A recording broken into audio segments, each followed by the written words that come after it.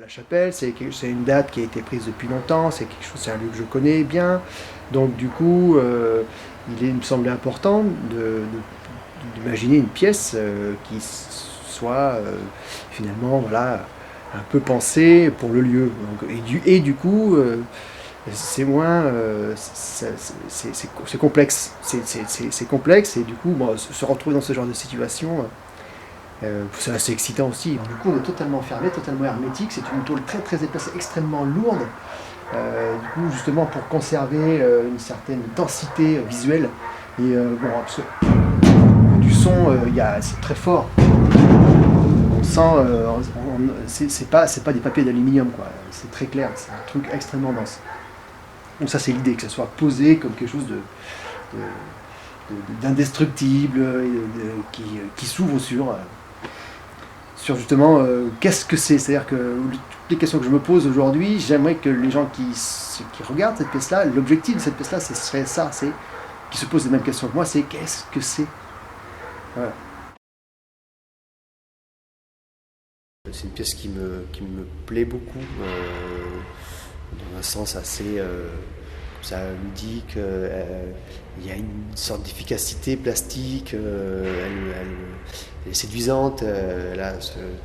Et c'est ce que je voulais. Je voulais quelque chose qui soit beaucoup plus léger par rapport à qui soit en confrontation avec ces pièces-là qui sont totalement différentes, qui ont été faites en dehors d'ici, etc. Et là, ça a été construit, composé ici. Donc là, elle est terminée. Il y a eu des petites choses qui ont été rajoutées encore, et puis ça pourrait ne jamais s'arrêter. C'est-à-dire qu'on vient encore là, hier, ce matin, de mettre en place la petite pièce là, qui tourne. On a rajouté un petit moteur, etc. Je dis on, parce que j'ai des amis qui m'aident, évidemment. Voilà.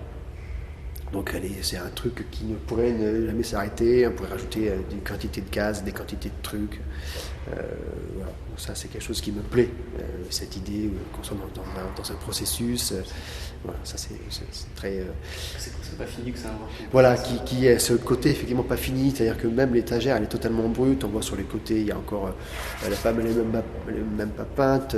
Il y a le mastic, les trucs, les vis qui dépassent un peu, mais c'est en train de se faire. C'est comme si c'était ça. Voilà. C'est en train de se faire, et puis et les choses essentielles sont là. Donc en fait, pour quelle raison peut-être aller chercher autre chose et concentrer le regard sur ce qui se passe. Et puis c'est un objet qui n'était pas prévu à l'origine, puisque il y avait ici prévu d'autres pièces, etc. Et ces pièces-là n'ont pas été faites. Alors, du coup, j'avais un souci avec le regard. Quand le regard balayait l'espace ici, il fuyait au fond de la pièce, et c'était assez gênant. Donc, j'avais plutôt envie de l'arrêter de manière en tout cas assez physique, qui est quelque chose de l'ordre d'une barrière. Et donc ça ressemble à une échelle ou à une barrière. Je sais pas, quand on est à l'entrée, on voit plutôt un truc de cet ordre-là, quelque chose de l'ordre d'une barrière. Et quand on bouge, quand on tourne, on fait une espèce de mise au point avec le corps, et donc d'un seul coup l'escalier apparaît. Les marches, les différents plans des marches apparaissent, et sur chaque marche, il y a un fragment d'une image. Voilà, donc c'était quelque chose justement qui me permettait de faire apparaître ou disparaître une image et de défragmenter une image, quelque chose qui est dans la construction permanente. Voilà. C'est un nu, c'est ça ? Et c'est un nu. Alors après, évidemment, il y a un petit lien avec le nu descendant l'escalier de Marcel Duchamp, et puis aussi la Joconde est dans l'escalier de Robert Filiou. Donc du coup, c'est une espèce de mix comme ça. Le nu est dans l'escalier. Du coup, bon, voilà. Et par là, du coup, sans doute apparaît de manière plus évidente la peinture. La peinture là qui s'appelle donc attention Mégacéros. Le Mégacéros étant l'ancêtre préhistorique du cerf, je crois.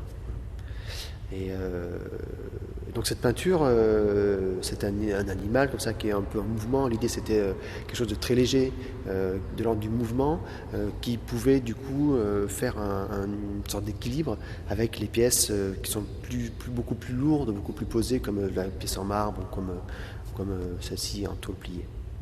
Donc il y avait quelque chose de beaucoup plus léger, et elle déborde, elle sort de la simèse, elle déborde sur les parois en dehors des surfaces prévues à l'accrochage, comme un petit peu les cornes du cerf dans la grotte de Lascaux, qui sont directement peintes sur les parois. Bon, j'avais ce désir un peu, voilà, où il y a quelque chose qui s'échappe. Voilà. Et qu'il y ait ces traces sur le sol aussi. Et donc effectivement, il y a une tache au sol qui voudrait parler du mouvement, et en même temps d'une action très simple qui était du pot de peinture qui tombe. Et donc faire une espèce de relation avec quelque chose de très furtif, de très rapide, qui est un geste maladroit, qui est un seau qui tombe. Et j'aimais cette relation avec le bond que l'animal peut faire. Voilà. Et puis ce saut qui tombe, voilà. Sauf que bon, je suis pas très content de la tâche. C'est pas une tâche d'un saut qui tombe. C'est une tâche qui a été un peu dessinée. Je m'y suis mal pris. On fait pas des tâches comme aussi facilement qu'on le désire. Là, j'ai compris que j'aurais peut-être dû y penser un peu plus tôt. J'étais peut-être un peu pressé et j'ai fait ça. Et elle raconte pas ce que je voudrais. Voilà.